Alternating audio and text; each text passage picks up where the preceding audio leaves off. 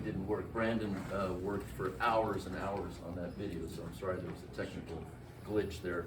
But we did have some great testimonials from folks. I'm going to turn on the mic. Is this working now? Here, you can use this one. There you go. Test, test. There's a delay, I think.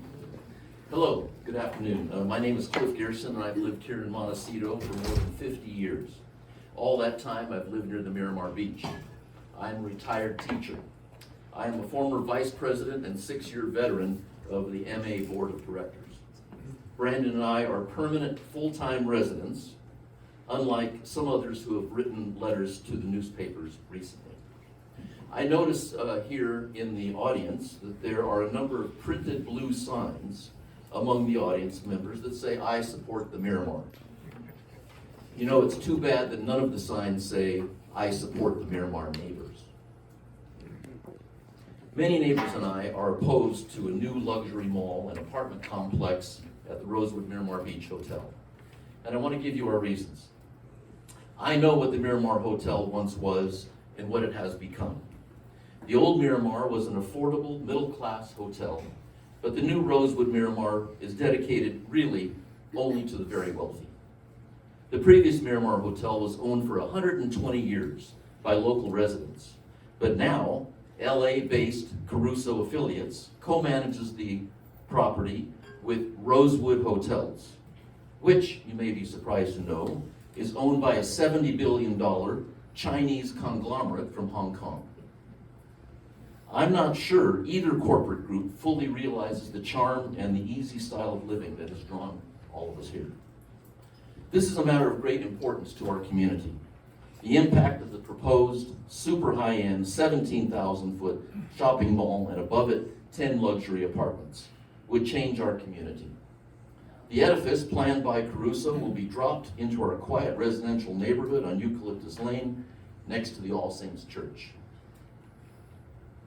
While some developments offer community improvements, this particular project threatens to disrupt the very essence of our part of Montecito and compromise the tranquility that we hold dear. Many residents choose to live here for the peace and quiet, away from the commercialization and the hustle and bustle of urban areas.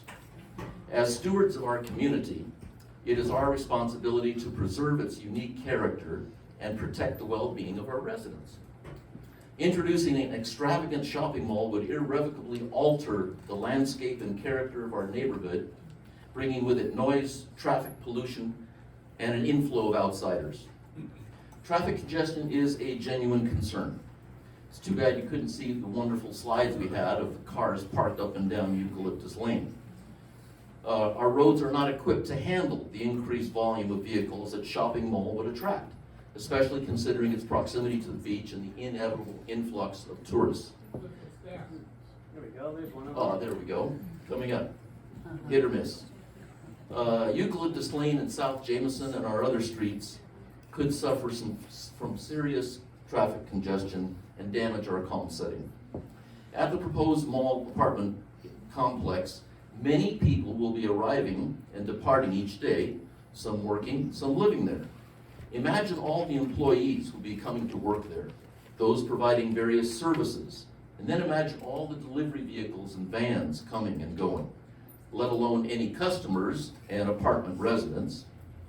A lot of this traffic will be funneling through one narrow access driveway that the plans have set on South Jameson Lane, and possibly on down into the underground parking garage they've now proposed.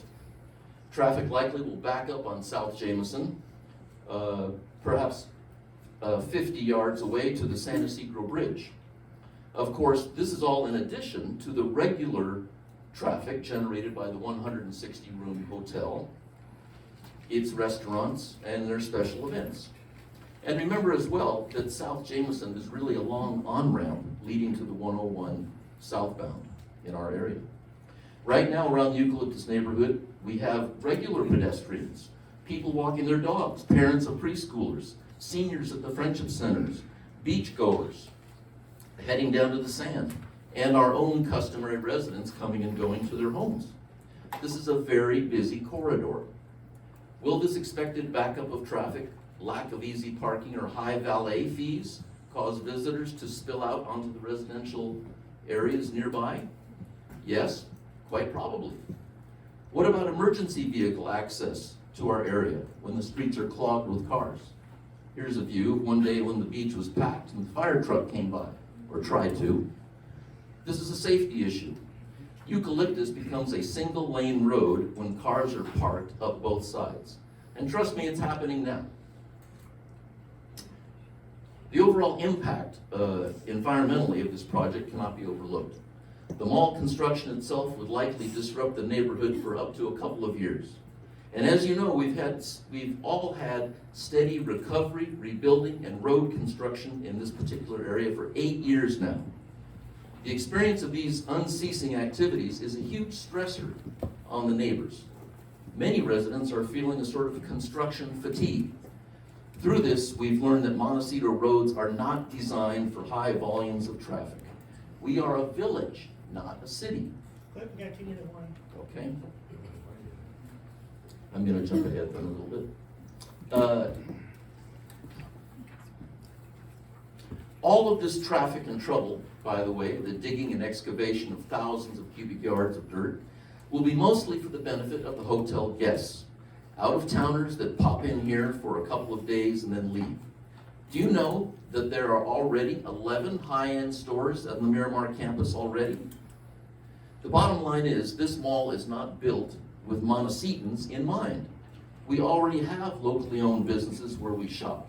Therefore, it is the local residents and existing shop owners that will bear the burden of the negative effects of this development in order that hotel guests at the Rosewood can have an LA-like shopping experience. Bryce Ross, one of the directors of development at the hotel, said to us at a meeting, "Our guests don't have enough to do. We need more shopping." This is the statement they have. So, in reality, the thing is we do know is that the luxury mall and high-end apartments are a way of generating more cash flow from the hotel property. In fact, the cash flow they would get is more than enough to pay for it in a short amount of time. And we feel that Rick Caruso, a multi-billionaire, could pay for this easily if he so desired at this moment.